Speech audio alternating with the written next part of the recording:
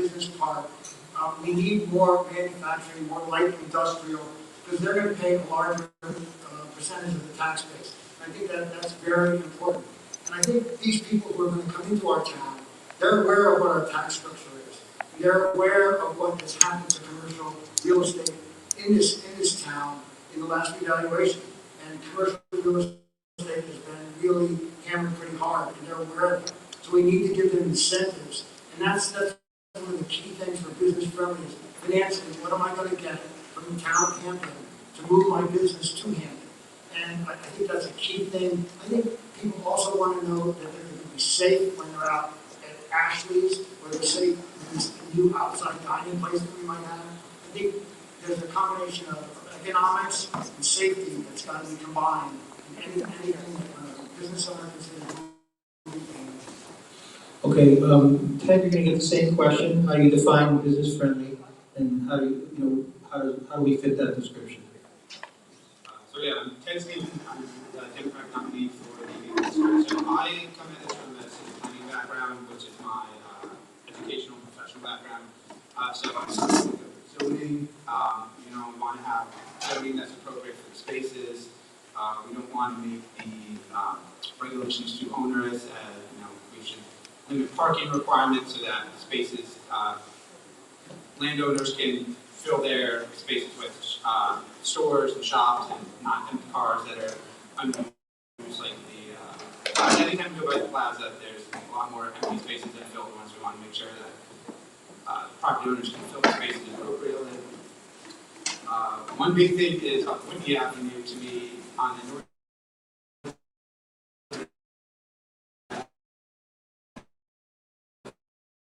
It seems like it may be the buses that run that route, but the sewer, the gas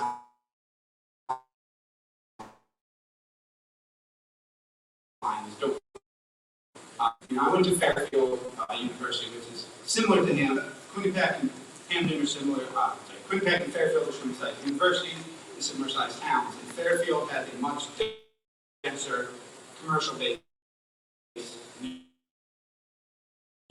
university than we do, which Quinnipiac students don't have that space near campus.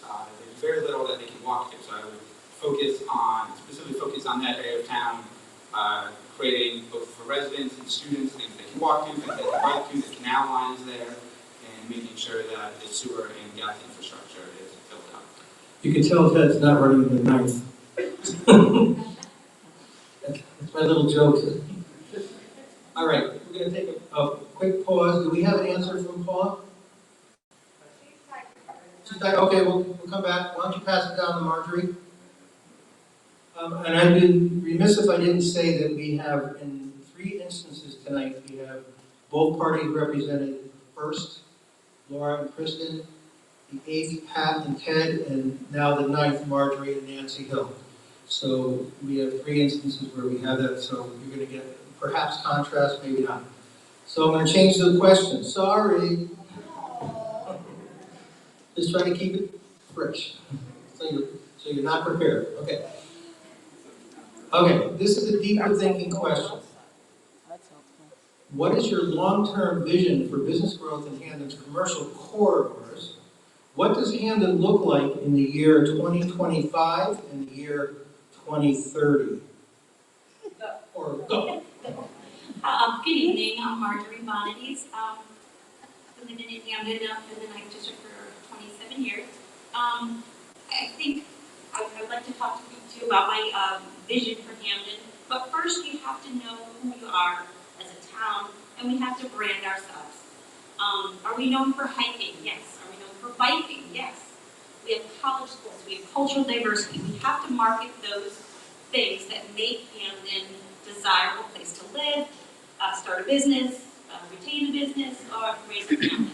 We need a really good, easily navigable website about what economic development will offer in terms of tax incentives. We currently don't have that. Our town website is really difficult to navigate. I would love to see a video done professionally to show all of Hamden's wonderful assets and attributes for investment. And that said, I will now go into my vision. I would love to see this area of Hampton become kind of like a downtown, so that people don't have to go to New Haven. We've got eateries, we've got music venues, we've got entertainment. I'd love to see some theater down here, so that this is a really artsy kind of area, downtown area for Hampton. I think we could attract a lot of private investment, and for those kinds of businesses, and other businesses will grow up around them. As far as the Miracle Mile that we all go to shop, I think those areas need to have some updated stores that can attract shoppers.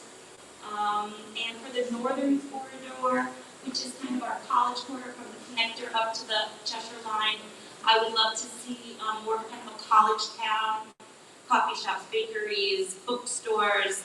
We offer college sports, really good quality, high quality college sports. There's a lot in the north that can be developed. And Dale's joke was that the residents of northern Hampton don't want sewers to be put in up in that area because they like the rural type of feel in that area of town. But you know, we do need investment and we do need economic development. So I think if we did that smartly, I think it could be something that the community could buy. And the areas, I think someone else mentioned, foot traffic, walkability, that also enhances a business area. So we need to have people out on foot, walking around, parking somewhere, and shopping around in that area. That's it, thank you. All right, I'm going to repeat the question. Yes? We have a response from Paul Everett. Okay, let me just let Nancy go first, because she's going right to Margaret, and then we're going to go back to Nancy, to Paula. So Nancy, I'm going to rephrase the question. What is your long-term vision for business growth in Hamden's commercial corridors, and what does Hamden look like in the year 2030? So let's not get too micromanaging here, but to 2030. Okay, thank you. Hi, again, I'm Nancy Hill. Thank you again, everybody, for having us here. I was 53 last week, and so I've been in Hamden my whole entire life. And so Hamden is just a great town to me, obviously, because I'm still here, right? And my husband is not, and chose to be with me, so let's just put that out there. But definitely, we need to bring a bit more businesses to Hampton. Definitely to relieve the pressure of us homeowners paying such high property taxes, right? So we need to definitely address that and make it attractive. And the fact about the incentive program, I would think that, we need to be a bit more transparent about that, right? We need people to know what's available to them in order to do that. We need to update our zoning regulations throughout the town and work with, especially putting the university on a strategic plan for development along that area. And I think they probably have some surveys out there with regard to how kids or students spend their time and where they're going, right? And so why not keep them closer to a campus right in Hamden and provide those same opportunities more local. And of course, taking care of our infrastructure and taking a more individualized approach to addressing the needs of potential Hamden business owners.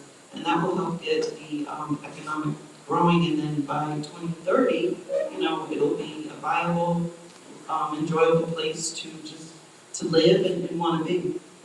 I'll be 73 in 2030. No. So y'all better have it straightened out by 2030. Hold on a second. Hold this. Okay. So the question was about business friendly, and she is running in the 6th district, just so you know. And I'm sure she doesn't have an accent like mine, so please give her my apologies.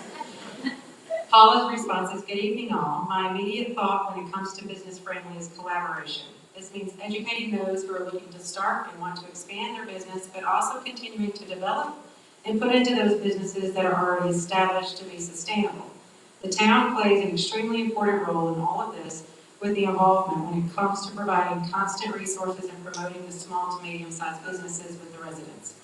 I've worked with small to medium-sized businesses my whole career, and it takes working together to be most successful. Thanks, Paula.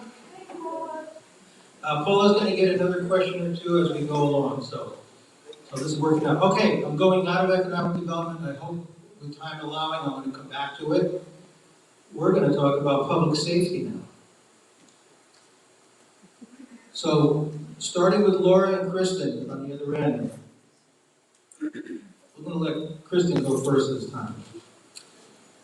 How would you address public safety needs for shopping areas in your district?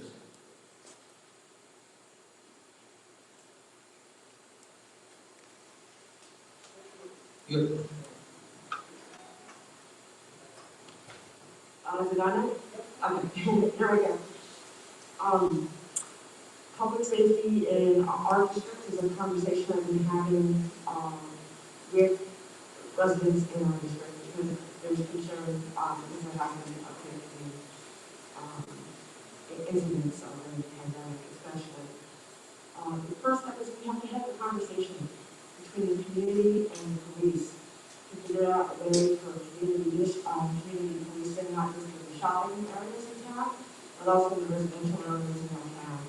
And by having this community discussion between business owners, homeowners, and police, this will help bring trust between these groups so that we can work together to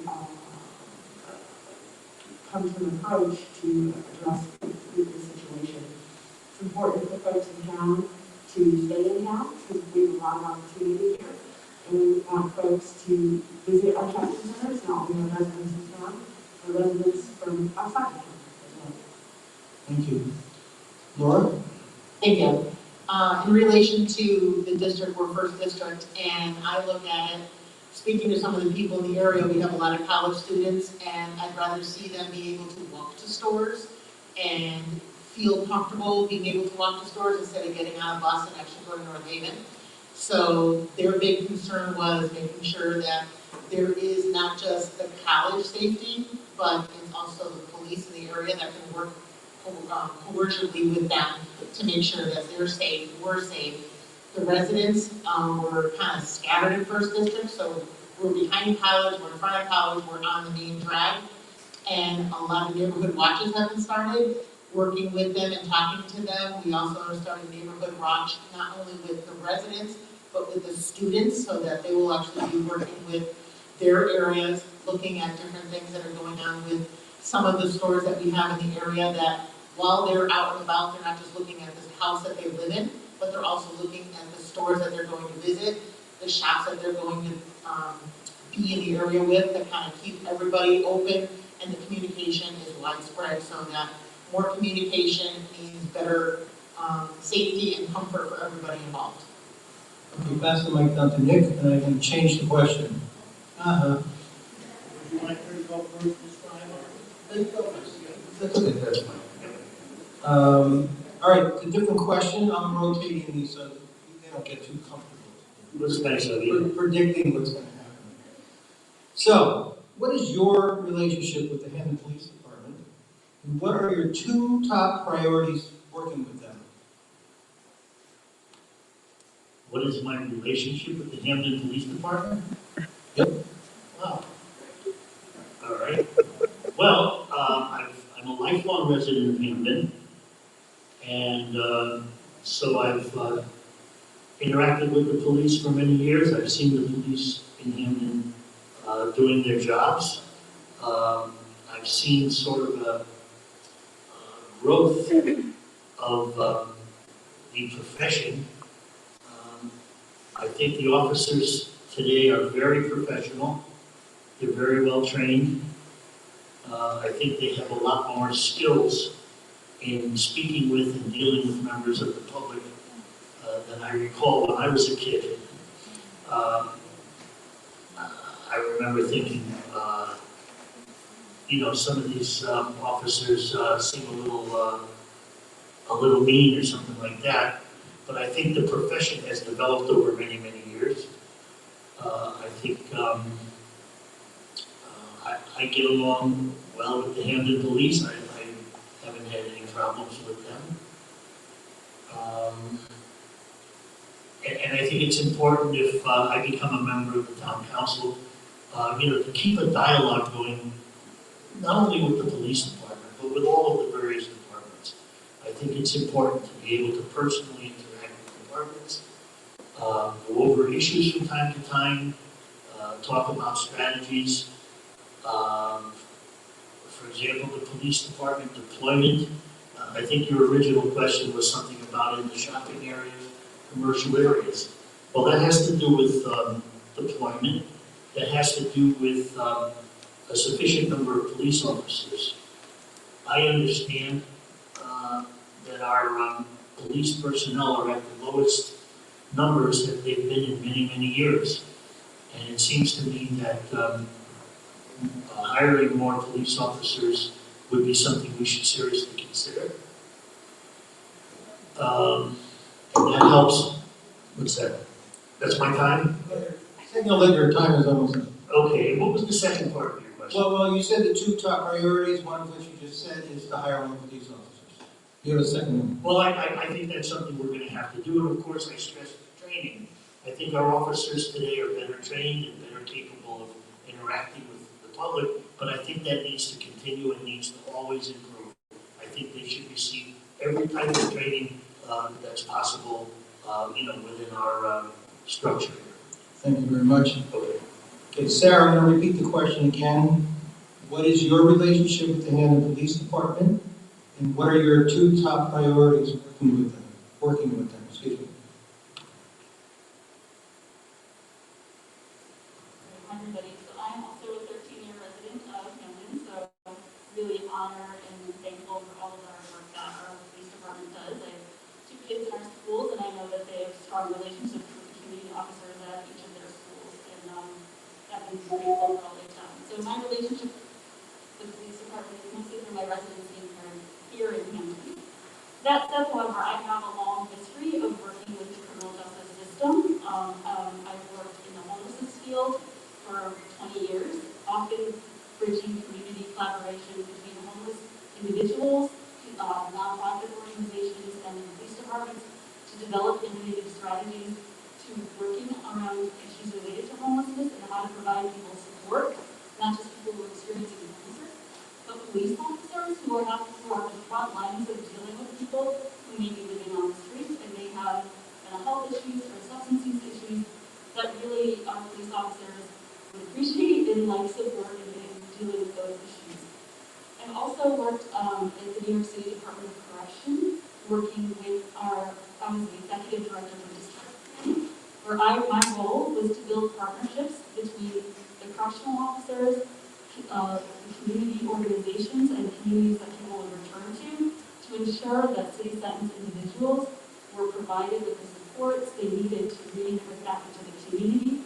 Our goals were to prevent recidivism, and we actually did that. There was a 40% decrease in recidivism, but also to create a better working environment and a safer environment within the facilities. In my time on Rikers Island, we had the safest and the least amount of violence in the city sentence jail of all of the time in New York City.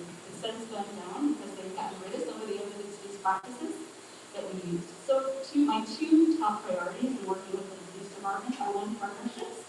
I really think that partnerships are key and collaboration is key. And that's between the police, myself, the mayor, and our residents. It really takes all of us working together and the service systems that are very important. And then the second priority, I'm torn. The second and third. Make it a brief one. I will.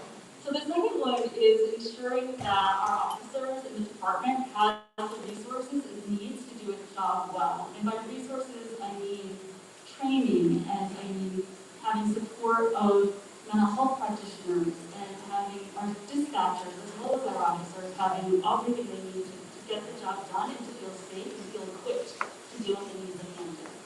And then I'll just say a third, because I can't help myself, is evidence-based practice. Brief. Yeah, ensuring we have evidence-based practice and we're using data. I was on the Hampton Police Department website today, and there's some great data on there, but we need to make it more robust. So that when we're asking about what is the crime rate, is it higher or lower, where is it? We have data that is supporting the work of our department, and they're making informed evidence-based decisions. Okay, I should have warned you I was going to do that. I figured the message was clear. I'm going to get a question to Paula, and then while she's doing it, go to Cecilia and give her some time. So I'm going to go back to the other question, because the 6th district has a commercial corridor, commercial area. The question for Paula is, how would you address public safety needs for shopping areas in your district? And we'll come back to that. Okay, Cecilia, we're going to go back to the question we just asked, because we're not going to focus so much on the 7th and the commercial areas right now. So, again, everybody, 2-minute answers, focused on the questions, and you'll have time at the end. What is your relationship with the Hampden Police Department, and what are your 2 top priorities working with them?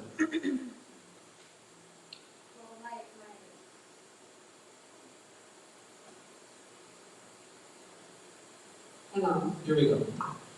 So my personal relationship with the Hampton Police Department is actually great, I would say. Not that I have required them, but I feel Hamden officers are doing a great job. I believe that the Hampden Police Department, and there is no civilization without law and order, in my appreciation. So I think that it's important, the two top priorities for me is, we'll join the majority of us, in the fact that there's gotta be cohesion and correlation in a community. One of my favorite things I'm embracing as I am knocking on doors and endeavoring this journey is the fact that I'm getting to meet members of our community that I never had the opportunity to do before. And I understand we all have a busy train life, and whatnot, so our free time is not necessarily spent going out making for the neighbors and that kind of stuff, but building that strength as a community provides our police officers and law enforcement, a little more relation, intimacy between one another. And I think that's very important to help them. I embrace them. I say it all the time I see them by. I don't necessarily, I've been shopping in the towns of Hamden for 16 years, and in the past 2 years is when I've noticed our officers, lingering on our shopping plaza. And as much as I wish it didn't exist, it's also nice to see them every now and then, with their face around and recognize one another, which is important for everybody. So to my members of the community, I tell them, it's great to see that we know each other, we can give each other a hand when necessary. And to the law enforcement, we gotta support them. They gotta be increased, they gotta be, dotted with the proper equipment, with all the training that they need, and constant innovation for them. Thank you very much. Ted, I'm going to give you the same question. Again, what is your relationship with the police department, and what are your 2 top priorities working with them? So my relationship with the police department is fairly minimal. I've had 2 encounters that I can think of specifically, and they both were good ones. First was they installed my child's car seat, and it was safe. Now I know how to install it myself, but they showed me how to do it. So that was a great service they provide.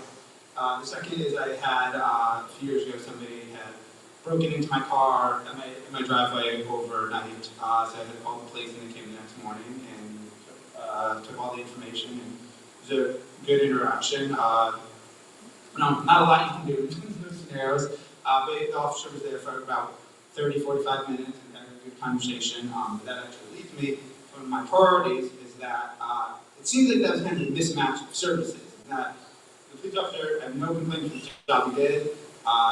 He did a great job, but it didn't need to be a police officer, really. It was pretty much just took the information, reported it down. Seems to me like it could have been done with anybody that had some proper training to do so. So it was not the best use of his services. He was probably middle-aged, so I assume he was fairly high-ranking. He probably was being paid pretty well. And he was very well trained and could have been doing probably something a little bit more productive. Being on patrol, building a relationship with the community. And so I'd like to just see a better match of services between people using the police officer's skills where they're needed. And secondly, something else I'd like to work on is building better relationships with the community. One of the best ways to prevent crime is to, be in the community, gain the trust of the community, so you can see what's going on. So just make sure that officers are spending their time getting to know the different neighborhoods they're assigned to, and getting to know the residents, and the residents can know them, and that they can just build a great working order relationship for crime prevention and hopefully minimal crime solving, but that's going to happen sometimes. And better relationships that with the community, I think, would be more effective for both the residents of the community and the officers themselves. Thank you. I'm going to give this we have an answer, but we'll get to it in 1 second. Just let me give Pat a chance to answer the same question. And we're going to go to Paula. I'm getting some feedback online that the mask is obviously hindering the volume, so if y'all don't mind, we gotta speak a little clearer because folks online are having a tough time. Thank you. Louder? Louder. Louder. Clearer, louder, is a difference. Okay, I've lived in Hamden for over 40 years, and I've had recently, over the last, I would say, 3 to 4 years, some very interesting interactions with the Hampton Police Department. And what I do is kind of unique, but I mean, fine, it's unique to me, I guess. But whenever, and I'm out at all times of the day and night, I'm a morning person, I see police park at Shepherd Glen or in the plaza. I always pull up to them with my hands on the steering wheel, and I tell them what a great job they're doing, how much I appreciate them, and I do it broad daylight, nighttime, early morning.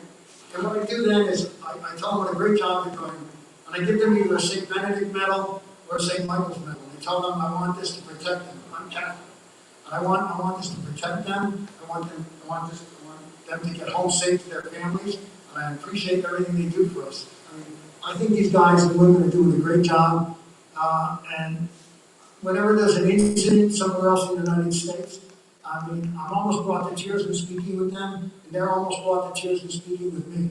And it's just a great experience and a great interaction. We had an incident at our house about a year and a half ago. Someone who was using drugs pulled into our driveway in the middle of the night, 1:15, and parked, tried to do a K-turn, and stopped in the middle of our driveway and could not move. So we didn't know whether there was one person in the car or 6 people in the car. So we called 911. They were there in less than 90 seconds, okay? And they were there from 1:15 a.m. to 5 a.m. because they had to get the guy out of the car, get him to the hospital, tow the car, the whole thing. They came up to the house. We had a great conversation. We wanted to know if we were safe. Was there anything, did anybody throw anything away? Wonderful interaction. That's the only interaction I've had with them at my house or even on the street. But the interactions I've had with them, stopping and talking to them has been absolutely wonderful. My priorities would be, as I put my mask on. Two priorities. Priorities would be to get more police on the force. I know that they're down. I know the number of cars on each shift is 7. In my estimation, it's too low given the mileage in this town. And probably my second priority would be, and I think they're doing a great job with this, but even further interaction with the community in whatever way they can possibly do that. I know they do things at the village. I know they do things with the bikes. It's just whatever else they can do would be greatly appreciated by the community. Thanks for that. Hold the mic, Marjorie. We have an answer. So Paula has an answer to the question about public safety needs in her shopping district. Again, my apologies to Paula. I'm going to try to do this in the most neutral accent. By providing the basics of having signs that area is being watched, well-lit areas and emergency phones in the area.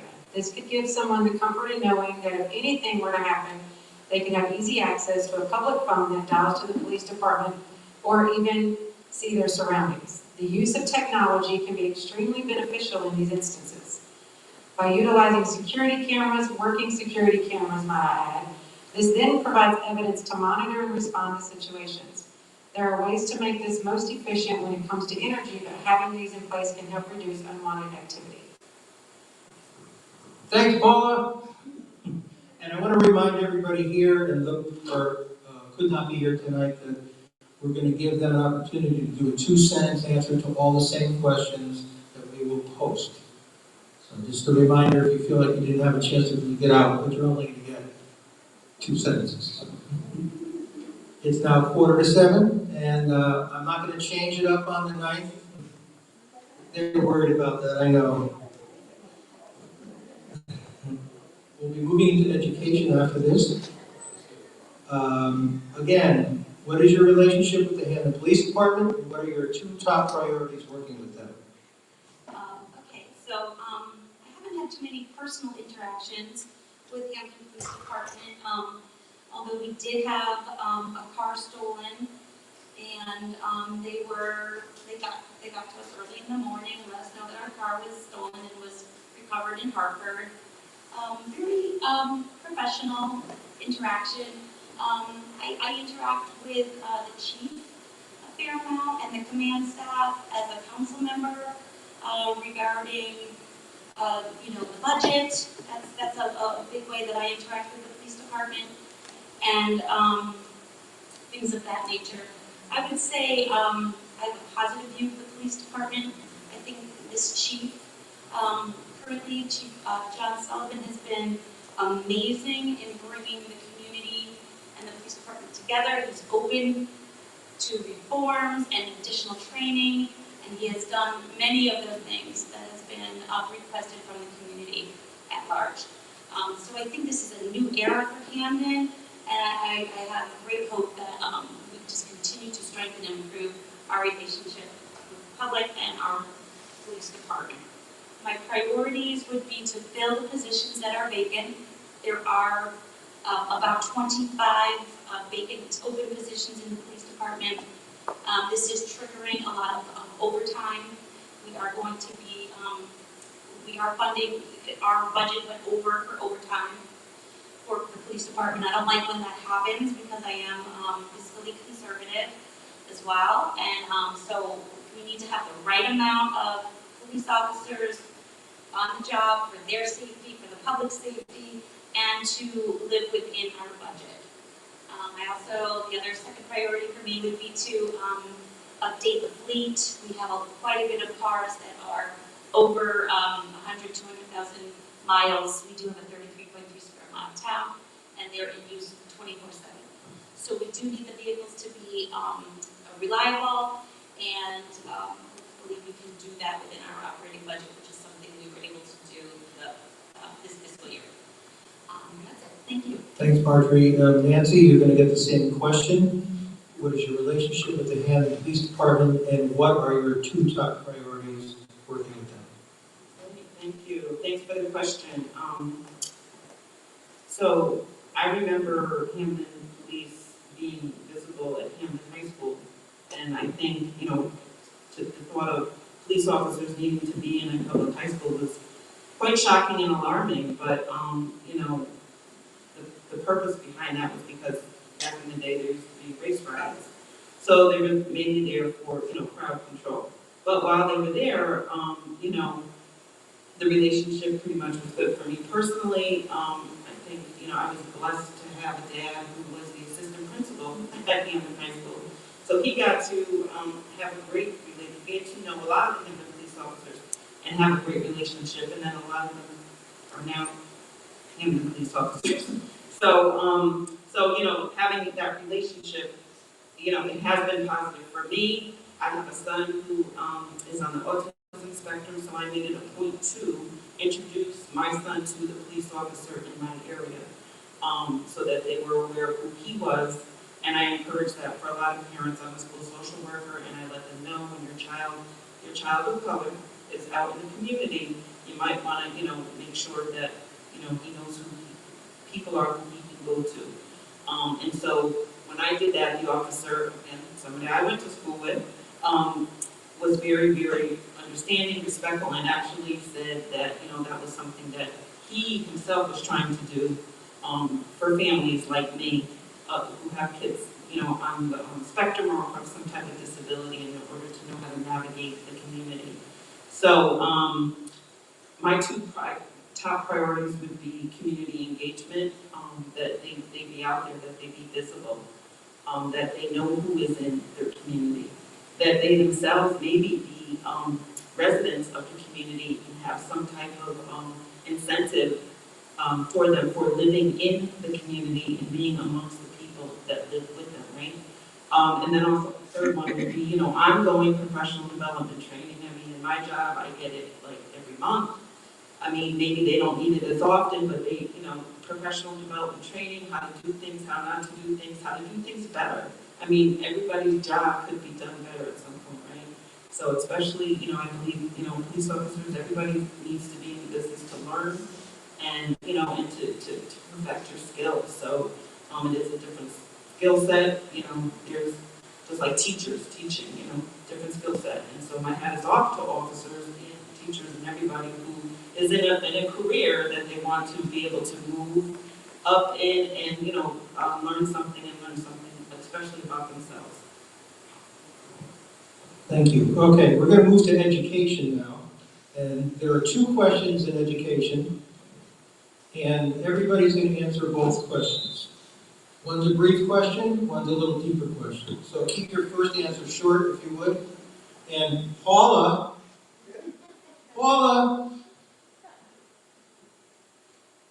she can prepare her answer when she's ready. Okay, I'll take a point of personal privilege here as the former economic developer in the town. There's a lot of opinion about what's important in terms of economic development. But one of the most important things for all businesses and all sectors is trained workforce. Okay? It's not even close. So, with that in mind, I get to pick one question near and dear to my heart. The question for Paula when she's ready, we'll start on the other end, and we're going to start with Laura this time.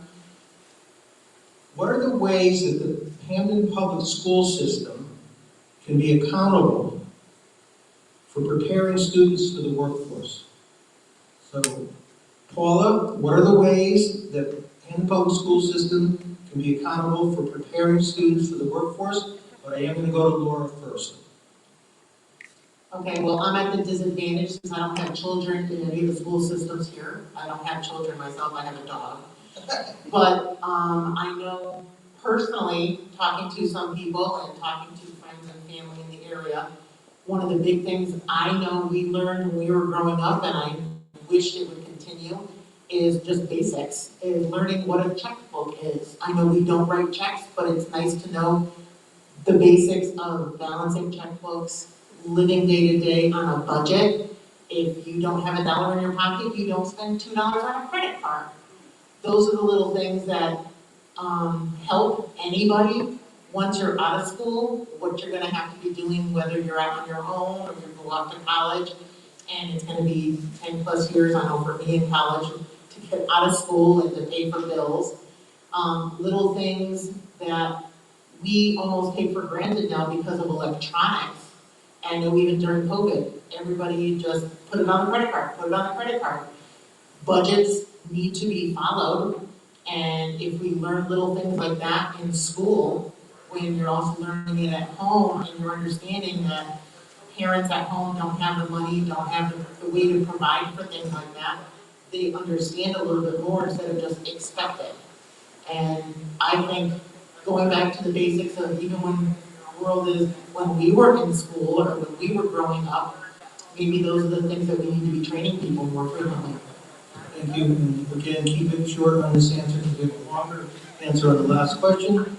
Again, what are the ways that the Hampton public school system can be accountable for preparing students for the workforce? Kristen. This is a question that's near and dear to my heart because I'm a proud graduate of Hampton Public Schools from K through 12. Went to Belfast Elementary, and middle school, and Hampton High School. Our schools in town historically have been terrific, and we continue to support them. One of the ways that they've been great is beginning in middle school. We've had programs for vacations, as well as programs that focus on more traditional tasks. We need to make sure that we have programs that adapt to all of our students and their skill sets, so that when they graduate from Hamden High, they have the skills that they need, regardless of what field they go into, if college is their path or if they're going another route. Also, with COVID, if there's anything that we've learned, it's that technology skills are vital.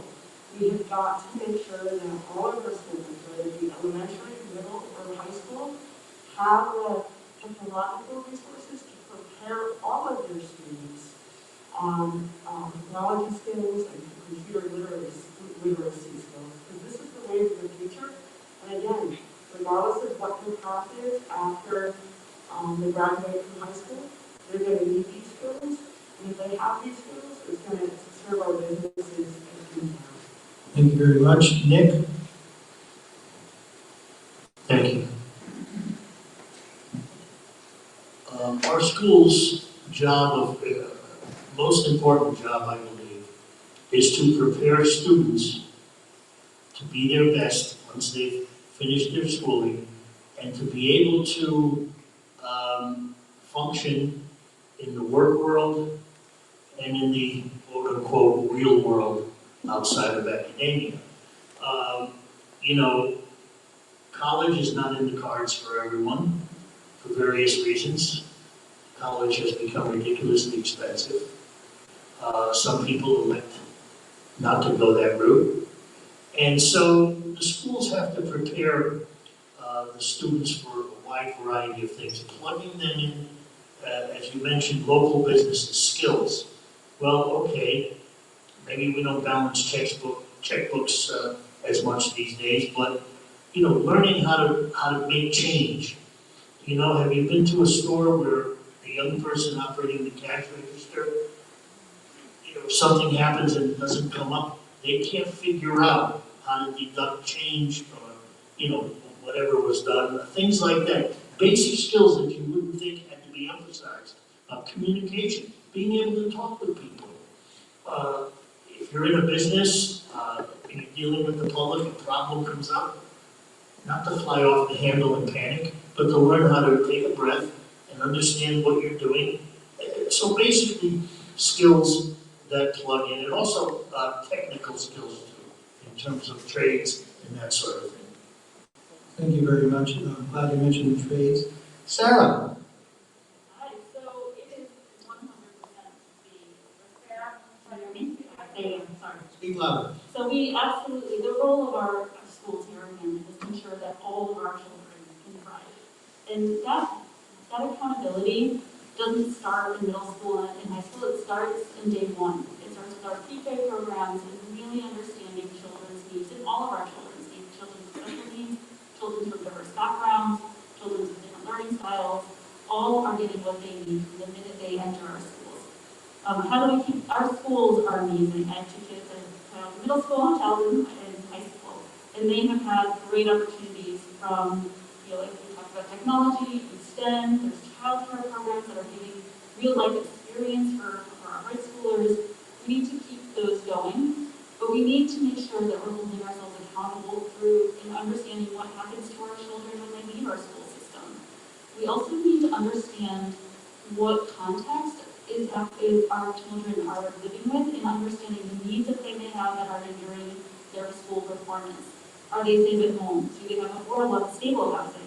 Do they have food on the table? I think really looking holistically at our children's needs so that we can support their education and make sure they can thrive. So I think we have to look at accountability both in terms of our performance in schools, what we're offering out of schools, and what happens to our children when they leave our schools.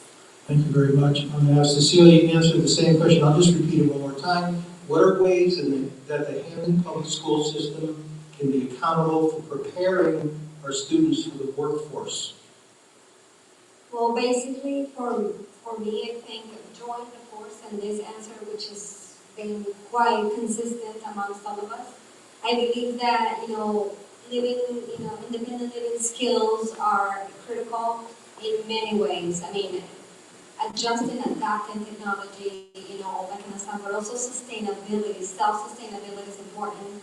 We have, my children, I have two, I've been in different districts for education all in Connecticut, and we've been in quite an eclectic system, school systems, across few towns, including Hamden, and I believe this town could provide these children with trade skills, with, sustainability skills. We have common ground, but I think those type of schools could spread out. Once they have a role design in place that is being functioning and definitely delivering great results, I I believe those schools could become role models to the neighbor schools and spread out what they provide their students, so that could be contagious in a way for other students. Of course, embracing different levels and everything that we have mentioned across, but I think that's, just making a child prepare in every field, level, capacity,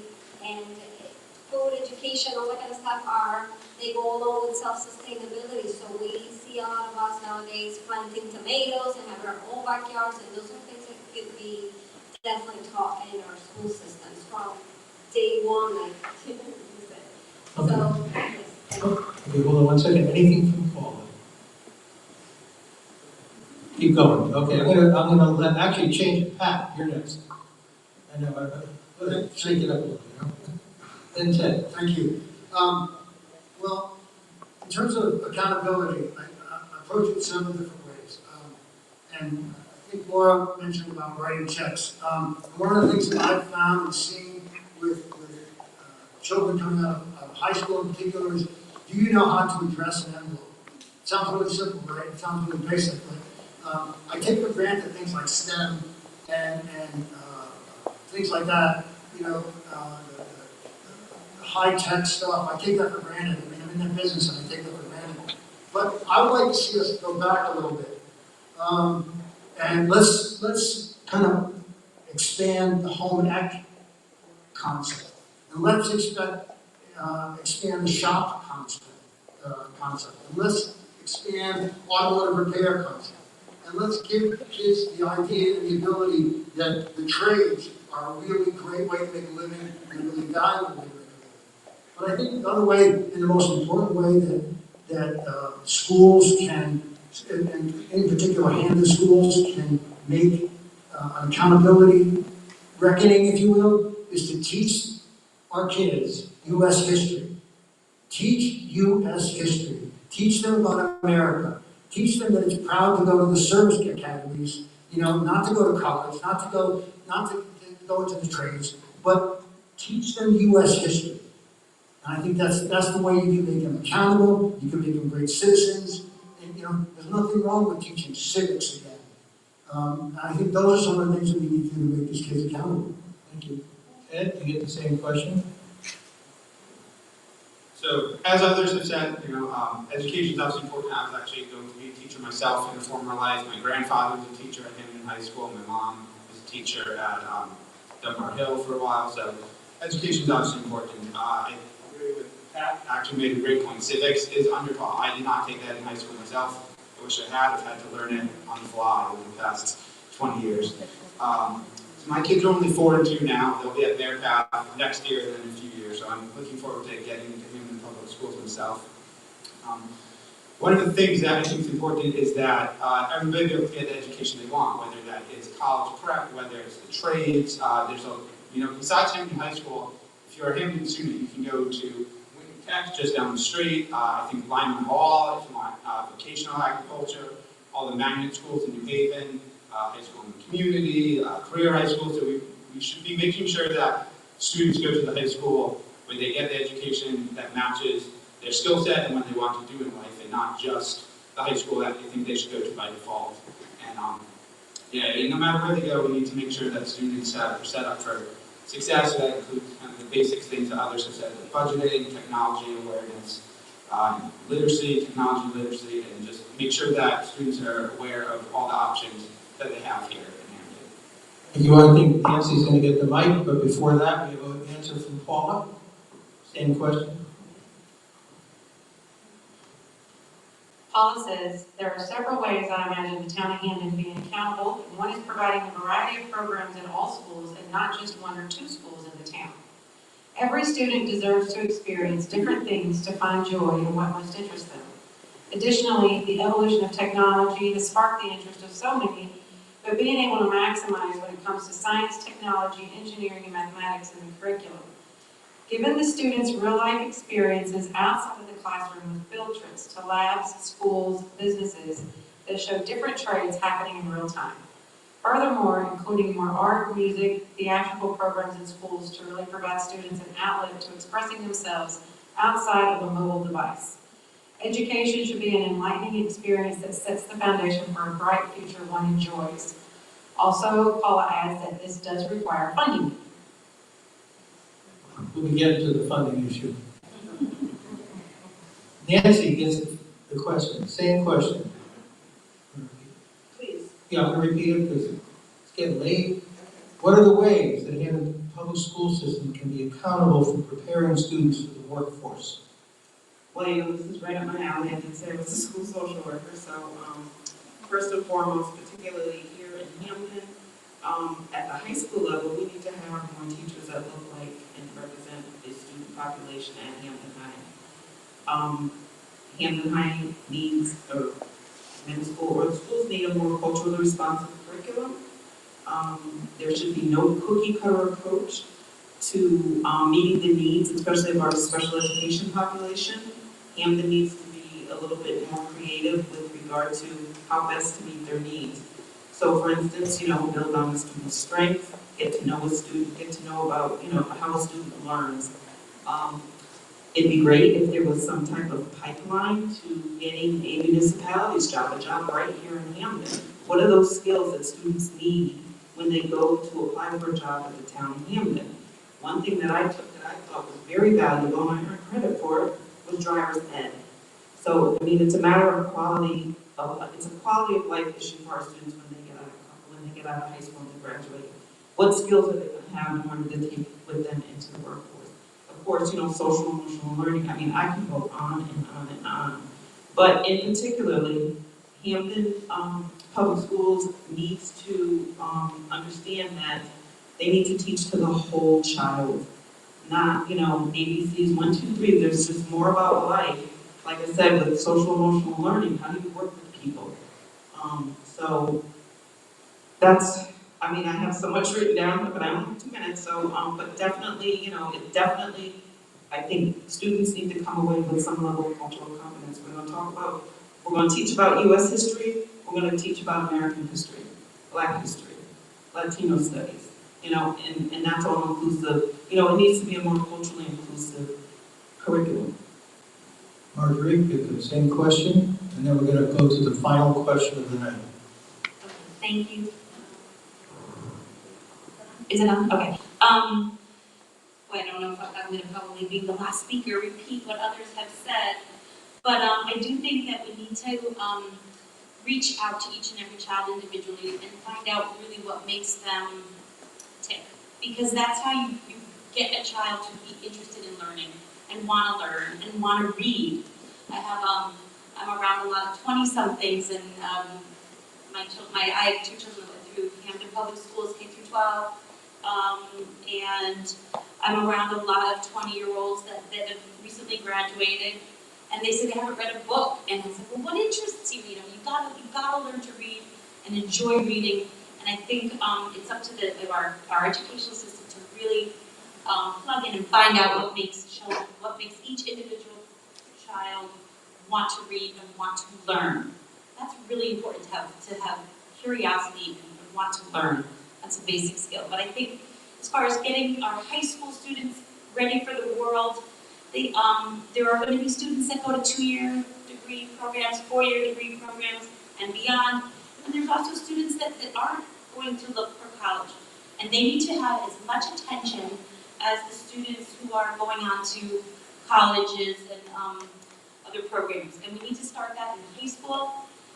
We need to get those kids ready for the workforce with a trade or apprenticeships or partnerships with local businesses.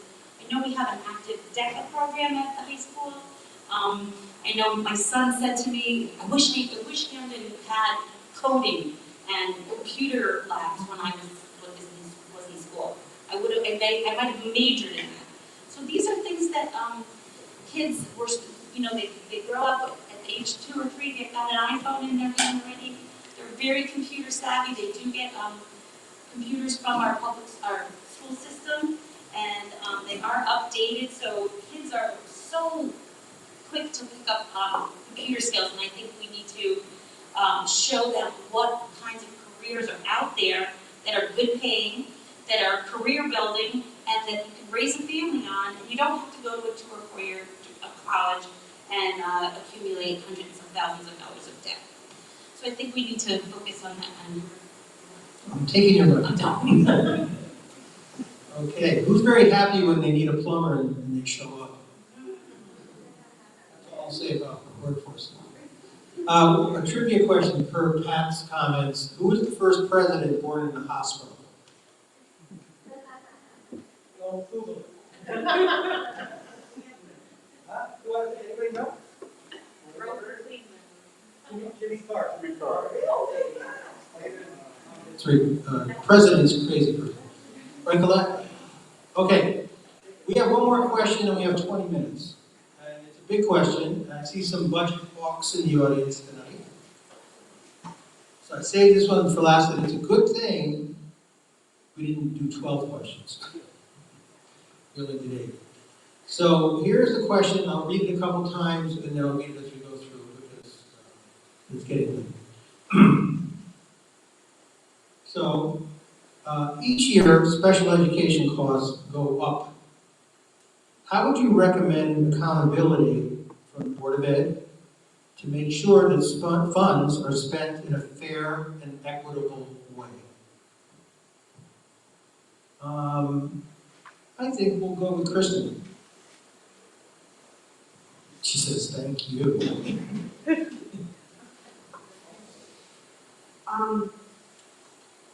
My mom has a background in special education. She was actually an aide in a special education school before she went back to school in life and became a sixth-grade science teacher. So I think special education is a really important topic. It's certainly something that was instilled in me.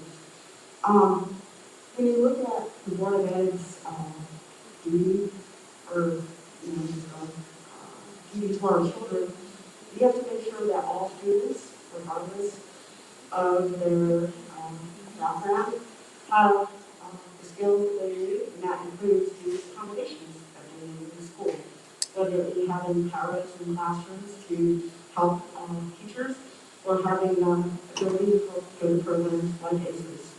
Because we started this program tonight talking about public safety and economic growth in town. And the best way that we can address those two issues is to make sure all students have the skills and services that they need in school. And special education is an important part of that. And we've got to find the money to do that so that these kids can succeed. Because they deserve to succeed just like everyone else deserves to succeed. Thank you. Laura, I'm going to repeat the question. Each year, special education costs go up. How would you recommend accountability from the Board of Ed to make sure that the funds are spent in a fair and equitable way? Well, most people that know who I am, I'm a black and a white person. I'm not really a gray person. So if you're talking about specific accountability, I want to make sure that if we're looking at what is currently being done in the education portion of special education and who is getting it, we want to make sure that we're hitting all students that need the special education. We need to be reaching out and making sure between either a paraprofessional or a teacher or someone that's just volunteering in the classrooms, which is what I've done in the past with a lot of volunteering I've done. You need to make sure that you're hitting everyone equally, and we also need to be making sure that if there's special assessment or a special need specific to a certain way of educating or certain things in the classroom that may be more beneficial to those students that need the extra help, so that when they do go through the system and they're going to be outside, unfortunately, we want to make sure that they're educated enough that they can sustain what they need to be doing outside of the education of our schools, not just what we're teaching in the school system. Thank you. I'm going to go to Nick. Thank you. The basis of the question is what, how to keep the Board of Ed accountable for expenditures and the way they... With special education funds. I'll repeat it one more time, because it is a multi-part question. Each year, special ed costs go up. How would you recommend accountability from the Board of Ed to make sure that those special ed funds are spent in a fair and equitable way? Well, I think transparency is the beginning. We have to know, what's happening, what are the processes within the Board of Education. If they have X amount of funding and it's earmarked for special ed, it should be spent wisely on things that are identified as in order of the needs of whatever they're spending. I mean, we'd all love to do everything for everybody. Unfortunately, finances are a big constraint. Our education budget is huge.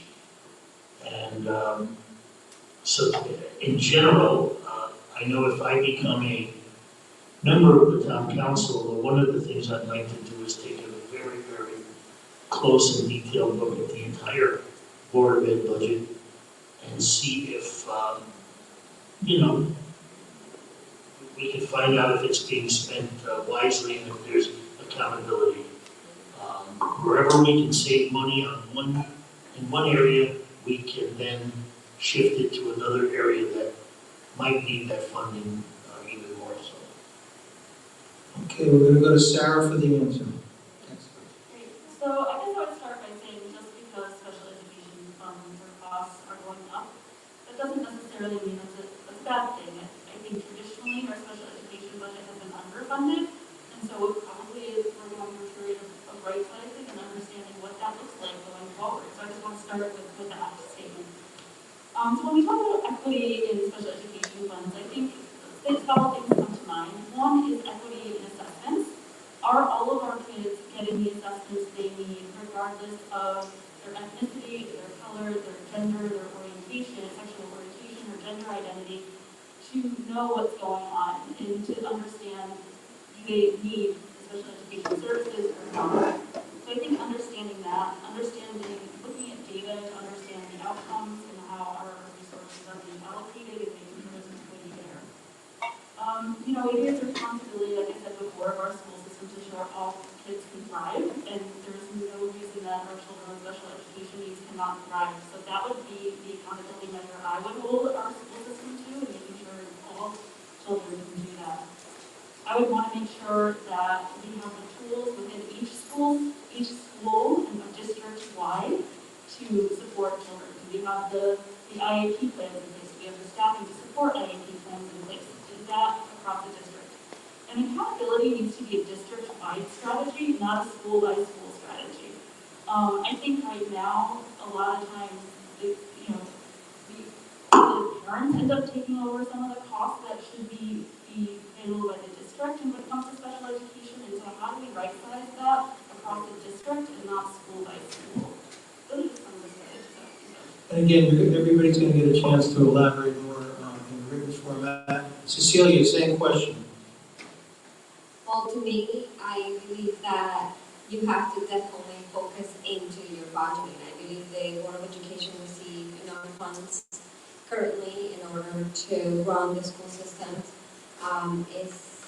It cannot be a specific matter as an individual schools. It's got to be across the border and for the town, for all the schools in the town. It's got to be implemented, and for special need children should be available. They are extremely smart, extremely the sponges of society, in my appreciation. But it all comes down into the transparency in what we're doing with the money for the Board of Ed.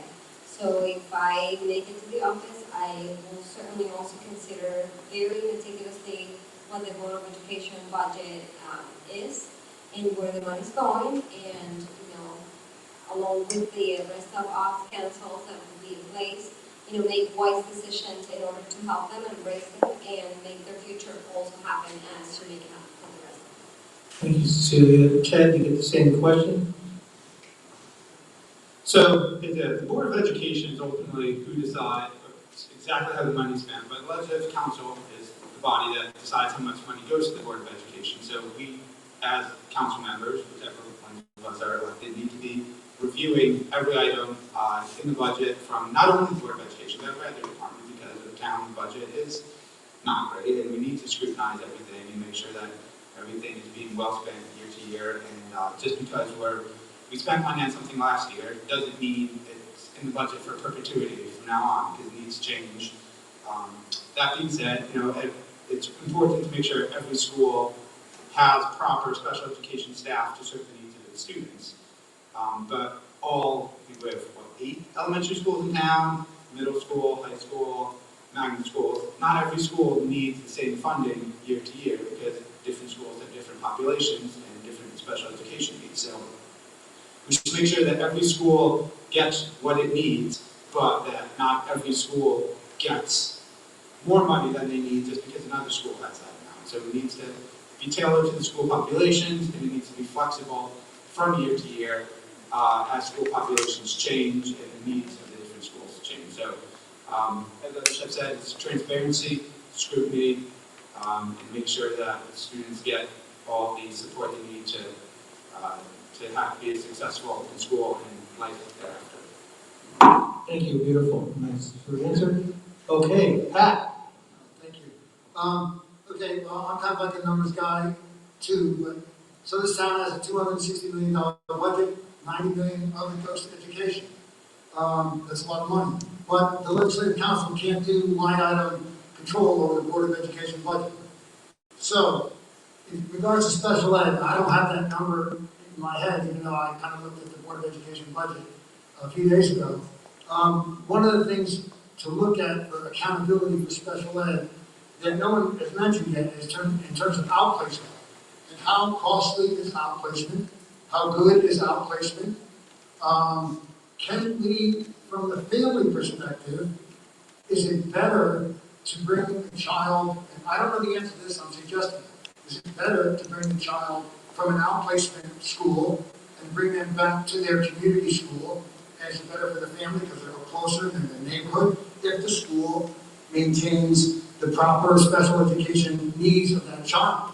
And then is there a cost savings in doing that? And if not, and the Board of Education has to look at this, I think, on a child-by-child basis. Is outplacement the best thing to do? And is it not the best thing to do? And is there a cost savings or a cost justification in doing it? But one of the things I will say about special ed and budget, every dollar that is increased in the budget for special education is worth it. And I'm not a big guy to increase budgets, but I believe in special education and special needs children. And that money should go wisely to them. And before Marjorie goes, did we have an answer from Paul on this? Excuse me.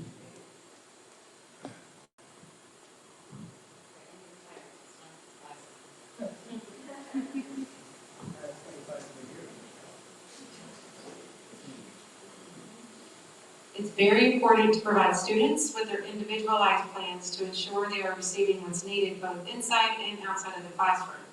A proper assessment. There may be ways that parents could be more involved to help reduce costs for one student, which then gives more for another.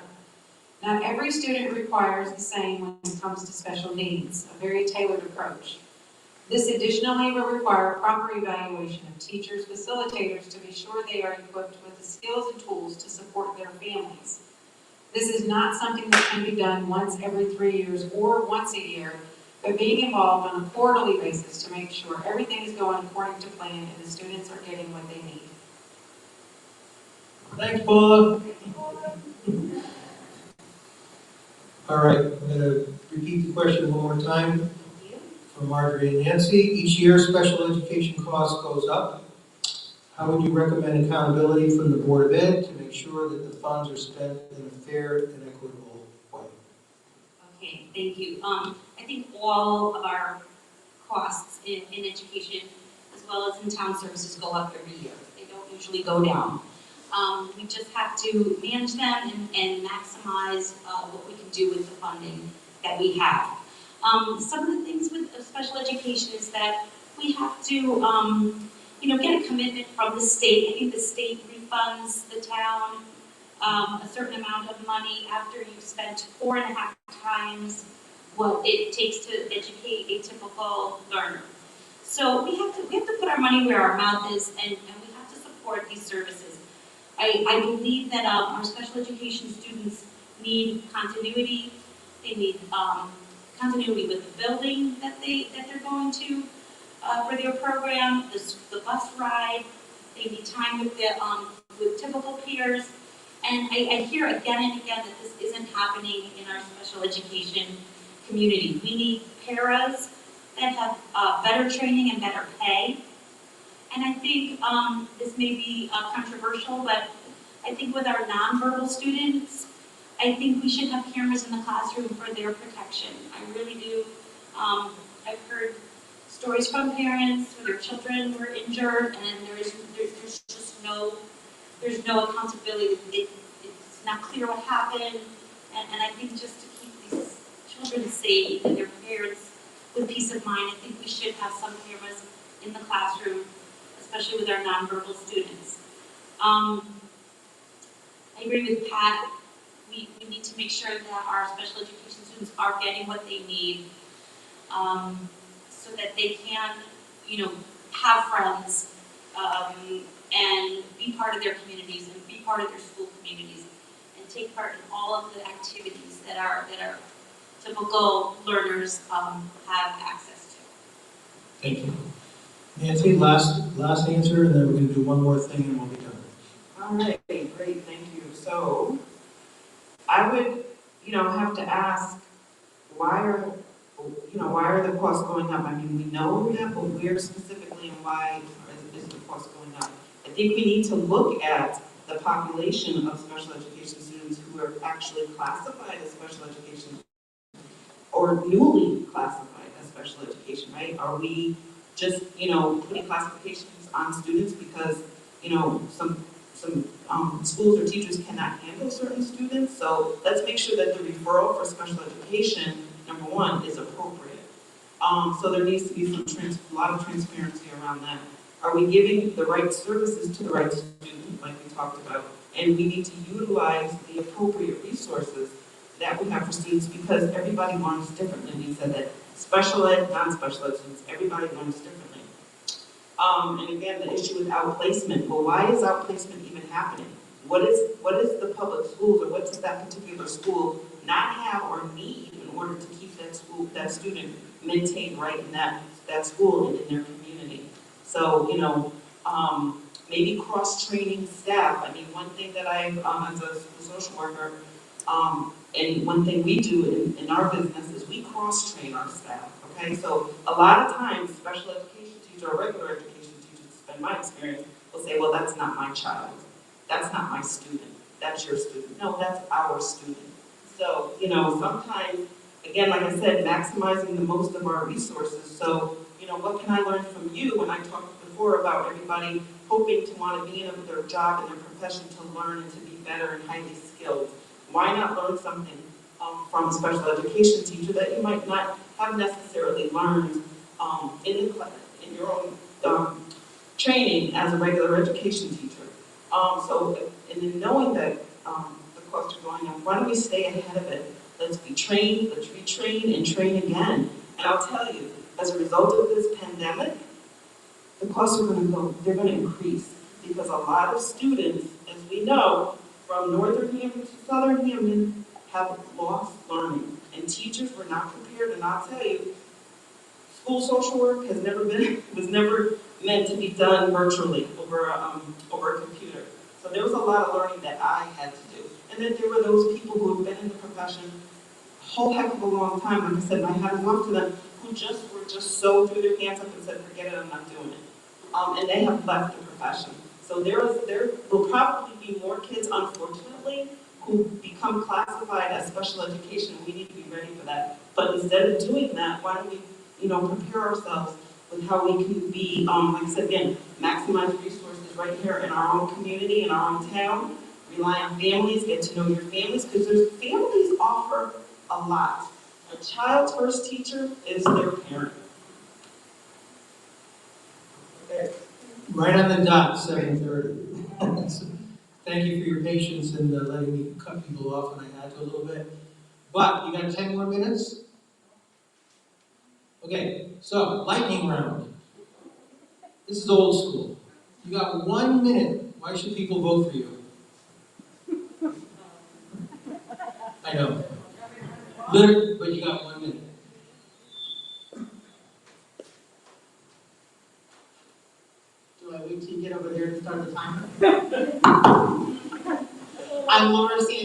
know, I have 13 years living in Hamden. My professional have been working as a paralegal and a legal assistant for over 20 years. I also have a degree with computers, so I know everything from the technology to doing the research and working with my husband and his job that he does out of our house. The reason I think that I would be good at this position is working for the last 30 years with a not-for-profit organization. I see where we could cut spending if we have to, as well as get spending money from grants and investments, as well as working with community and businesses, as well as just people in the area that want to help our communities. And I think the best thing that we can all do is put parties aside and just work toward this town of Hamden and see what we can do the best and make sure it becomes the best. My name is Kristen Zander, I'm running for the first district seat. I'm a lifelong resident of Hamden and graduate of the Hamden public school systems.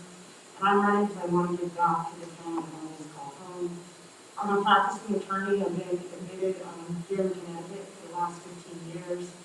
I'm also a trained mediator. In the practice of law, I've learned to listen very carefully, not just to my client, but to what my adversaries say. Because it's important to listen to both sides of an argument so that you can understand the situation. If fortunate enough to be elected to council, I'll be sure to carefully listen and work with all my colleagues.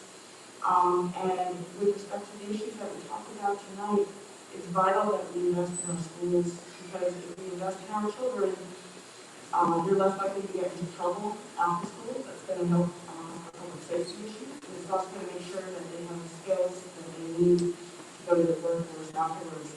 Also, make sure to have a dialogue, not just with community owners, but with community members and business owners, so that we can work towards economic development, and also with the police department, so that we can work on building trust in the community that we all call home. Thank you very much. Nick? Thank you. I'm Nick D'Amato. I'm running for a seat on the town council from the 2nd district. I'm a lifelong Hamden guy.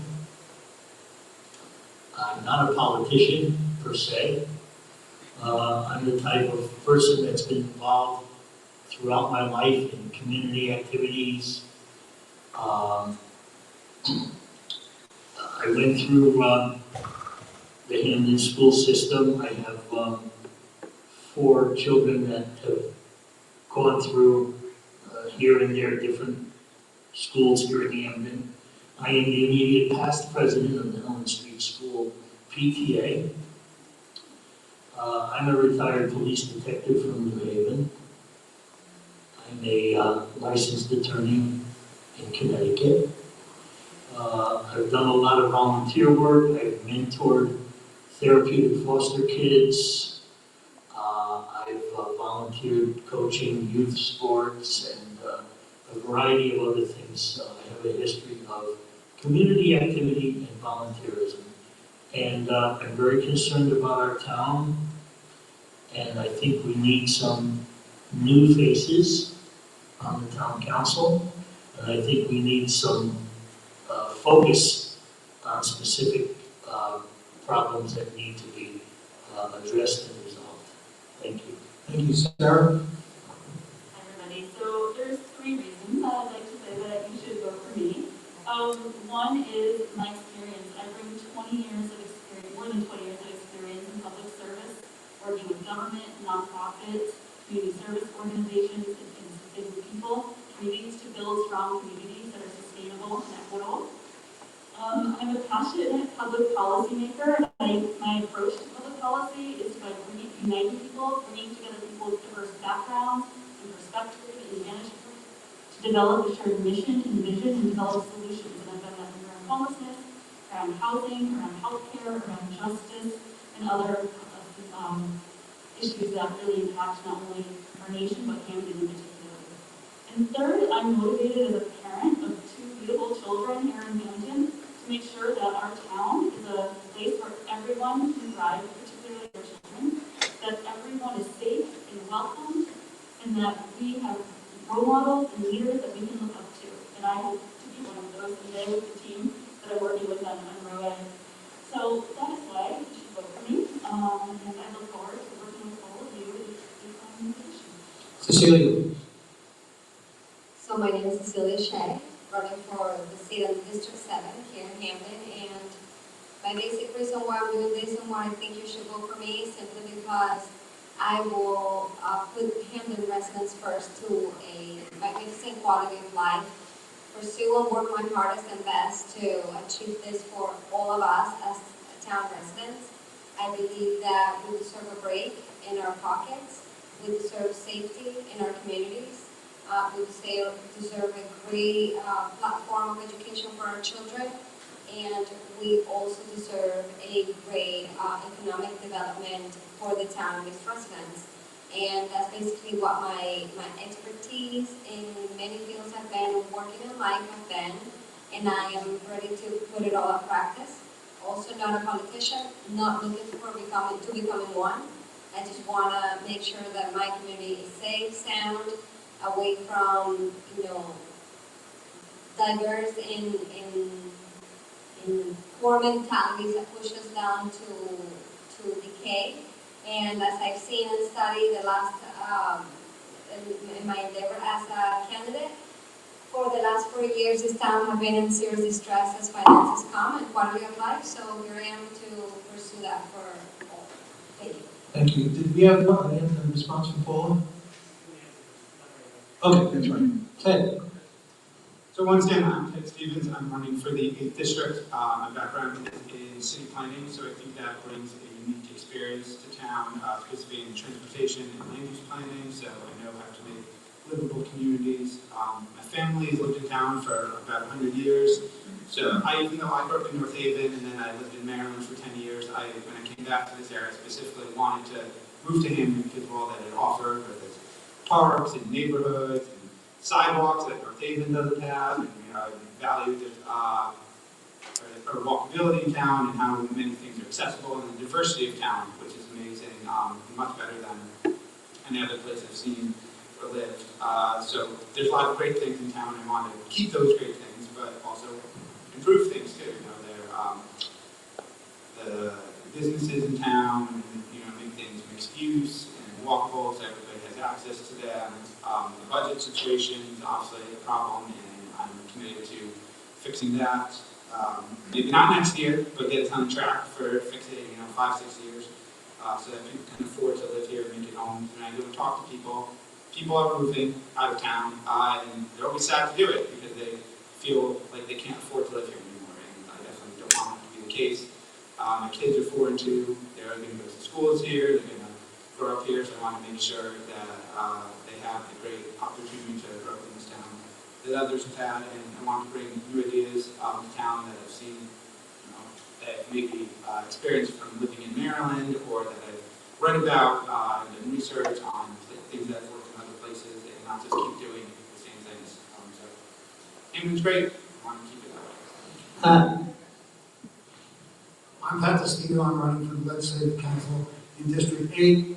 I'm a private sector person. I bring some starting my own business skills to this. I've run my own business for 33 years. I started it, and we had dirt. We had nothing. We lived on our credit cards. We were poor, and we've had some success. And I've been lucky, and God blessed me, and given me some good people to work with. So I want to bring my private sector skills to this town, to the Legislative Council.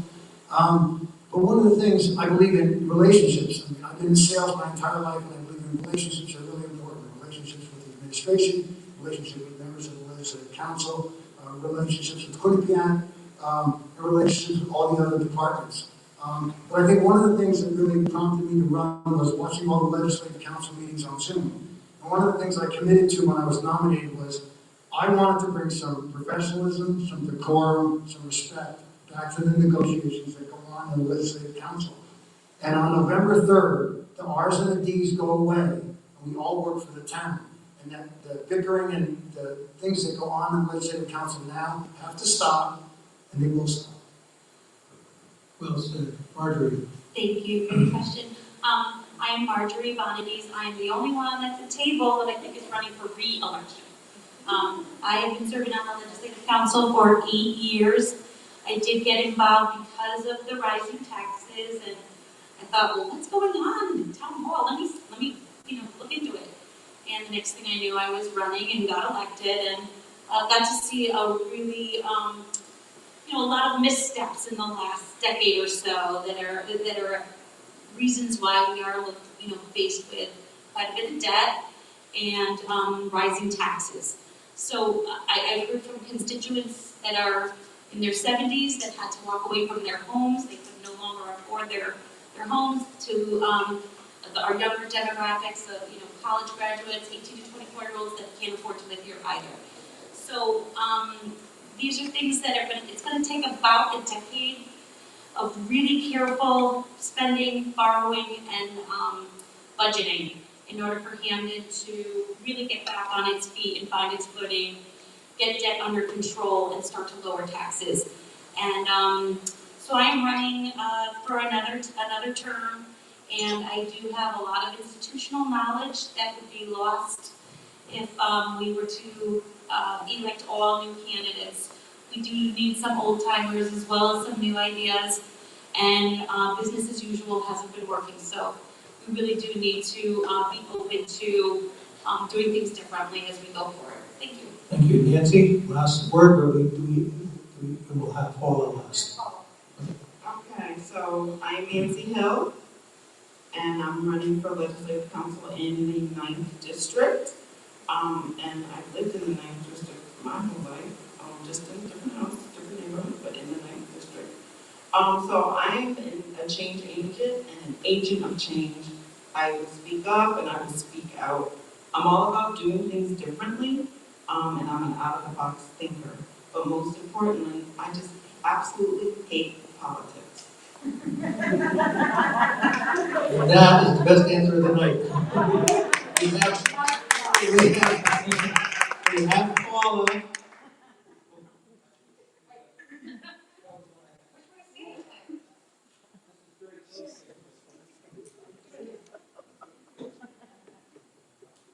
My name is Paula Irvin, not my name. My name is Paula Irvin, running for Hamden's 6th District Councilwoman. You should vote for me.